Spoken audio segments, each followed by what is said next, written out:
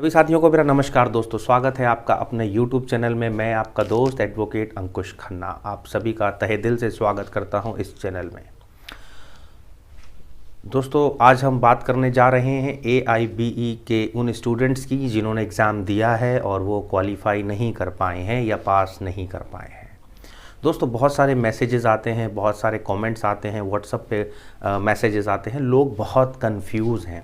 जिन भी लोगों ने AIBE 16 के एग्ज़ाम दिए थे और उसके बाद जब उनका रिज़ल्ट आया तो वो बहुत ज़्यादा कंफ्यूज हो गए रिज़ल्ट को लेकर के, बहुत ज़्यादा एग्रेसिव हो गए रिज़ल्ट को लेके और बहुत ज़्यादा नर्वस भी हो गए रिज़ल्ट को लेके।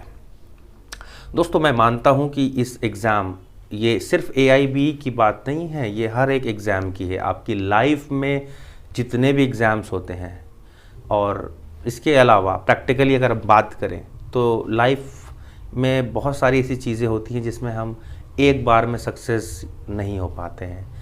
तो इसका मतलब ये नहीं कि आप सक्सेस नहीं हो सकते। तो इसी तरह से जो भी स्टूडेंट्स AIBE पास नहीं कर पाए हैं, जो क्लियर नहीं कर पाए हैं, मैंने हर एक वीडियो में आपको एक ही चीज़ समझाने की कोशिश की है। आपके टैलेंट में कोई कमी नहीं है। हो सकता है कि आपकी पढ़ाई में थोड़ी सी कमी आ गई हो, आपके ट्रिक्स में थोड़ी सी कमी आ गई हो, आपकी टेक्निक्स में थोड़ी सी कमी आ गई हो, जिसको आप इम्प्रूव कर सकते हैं और उसके बाद दोबारा अटेम्प्ट कर सकते हैं। अब बहुत से लोग कंफ्यूज हैं कि वो 2 अटेम्प्ट कर चुके हैं, अब क्या करें वो आगे। तो तीसरा अटेम्प्ट भी आप कर सकते हैं, इसमें ऐसी कोई लिमिटेशन नहीं है अटेम्प्ट की। उसके अलावा आपको, जैसे कि आपका जो टेम्प्रेरी ID कार्ड था वो एक्सपायर हो चुका होगा, तो उसके लिए फिर दोबारा से आपको बार में रजिस्ट्रेशन कराना पड़ेगा और दोबारा से फिर से वही फ़ीस स्ट्रक्चर होगा। तो फ़ीस को लेके भी कुछ लोग बहुत दुखी हैं कि इतनी ज़्यादा फ़ीस है, कैसे पे करेंगे। तो दोस्तों देखिए, फ़ीस तो आपको एक ही बार पे करनी होती है, मगर जब आप पास नहीं हो पाते हैं, आपको AIBE 2 अटेम्प्ट देता है, जब आप उसमें भी क्लियर नहीं कर पाते हैं तो फिर उसके बाद अगर वो फ़ीस का प्रोसेस है तो वो तो एक प्रोसेस का ही एक पार्ट है, उसमें कोई भी कुछ नहीं कर सकता। हाँ, बट मैं आपको ये एश्योरेंस ज़रूर दिला सकता हूँ कि आप इस बार अगर किसी वजह से रुक गए हैं, जैसे कि आप अगर कंफ्यूज थे कि आपका एग्ज़ाम बहुत अच्छा हुआ था, आपने आंसर शीट भी वेरीफाई किया था, टैली किया था उससे, उसके बाद भी आप पास हो रहे थे, तो आपके डाउट्स थे, तो वो डाउट शायद मेरी लास्ट वीडियो में आपको क्लियर हो गए होंगे कि आप रीचेक कैसे अप्लाई करते हैं, रीचेक कैसे कर सकते हैं। बहुत से लोग कंफ्यूज थे कि सर मेरे इतने मार्क्स आए, 38 आए हैं, 39 आए हैं और इतने वेरीफाई हुए थे। देखिए दोस्तों, इसमें कोई ग्रेस पीरियड नहीं है। 40 मीन्स 40 होता है। पासिंग मार्क्स 40 अगर डिसाइडेड है तो वो 40 ही पास होगा। 39 हो, आप सोचो 1 नंबर का कोई ग्रेस मिल जाएगा, तो इसमें ऐसा कोई भी पॉलिसी या कोई भी प्रावधान नहीं है कि आपको ग्रेस दे करके पास किया जा सके। इस एग्ज़ाम को कराने का मकसद क्या है सर, आप समझें इस बात को। वो एक जिसे बोलते हैं कि एक परफेक्ट लॉयर, एडवोकेट बनाने के लिए, स्किल्स को और अच्छे से डेवलप करने के लिए ये एक ऐसा पड़ाव है जो हमें पार करना ही पड़ता है और बहुत ज़्यादा इसमें कोई टफ टास्क नहीं है। तो मैं आप लोगों को एक बेस्ट विशेज़ है मेरी कि आप जब भी ये एग्ज़ाम हो तो ठीक तरह से इसकी तैयारी करें, मेरी वीडियोस को देखें ताकि शायद कुछ आपकी हेल्प हो सके। अब जो लोग पास कर चुके हैं AIBE, जो भी स्टूडेंट्स क्लियर कर चुके हैं, तो वो भी कंफ्यूज हैं कि सर अब आगे क्या करना है इसके।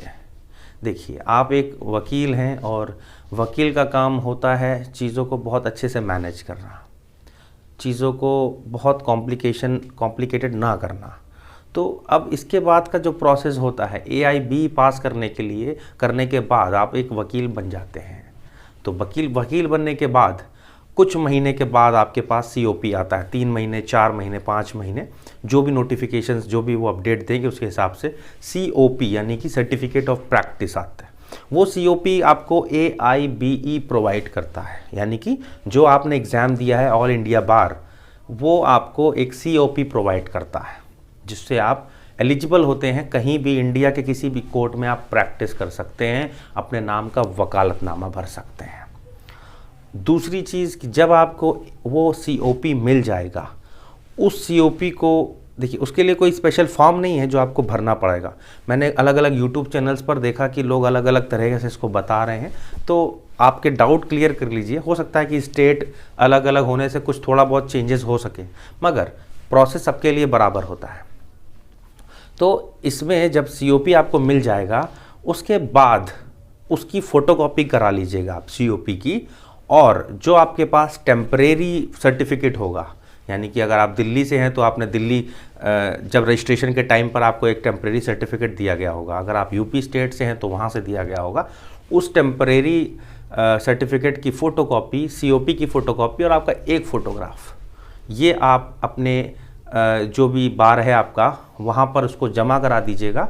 तो उसके बाद आपको उस पर्टिकुलर बार का एक एनरोलमेंट सर्टिफिकेट दिया जाता है। दिल्ली स्टेट है तो दिल्ली का, यूपी है तो इलाहाबाद से मिलता है वो, और उसकी वही सेम चीज़, यानी कि एक COP की फ़ोटोकॉपी और एक आपके बार के टेम्परेरी सर्टिफिकेट की फ़ोटोकॉपी और एक फ़ोटोग्राफ, आप वहाँ पे 100 रुपये की फ़ीस लगती है, जिससे आपको एक आई कार्ड इशू हो जाता है जी। तो बहुत से लोग इसके बारे में नहीं जानते इस प्रोसेस को तरीके से, तो मैं उनको यही बताने की कोशिश कर रहा हूँ।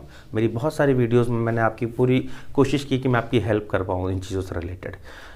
और इसके साथ आप अपने पूरे जो भी केस लड़ते हैं अपने नाम के वकालतनामे भरिए, कॉन्फिडेंटली आप केस लड़िए, केस में अपीयर होइए, केस को समझिए, ड्राफ्टिंग सीखिए और बहुत सारी चीज़ें सीखने के लिए।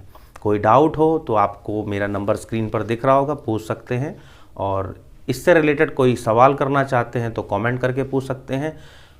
अगर ओपिनियन देना चाहते हैं तो भी आप कमेंट करके मुझे बता सकते हैं। आपको वीडियो कैसा लगा इसके बारे में ज़रूर बताइएगा। कोशिश करूंगा आगे आपको इसके बारे में और अच्छे से समझा सकूं, एक्सप्लेन कर सकूं, जो शायद आपकी हेल्प कर पाए। उम्मीद करता हूं दोस्तों वीडियो पसंद आया होगा। शेयर करना बिल्कुल मत भूलिएगा दोस्तों। फिर मिलेंगे एक नई वीडियो में नई जानकारी के साथ। तब तक के लिए दोस्तों जय।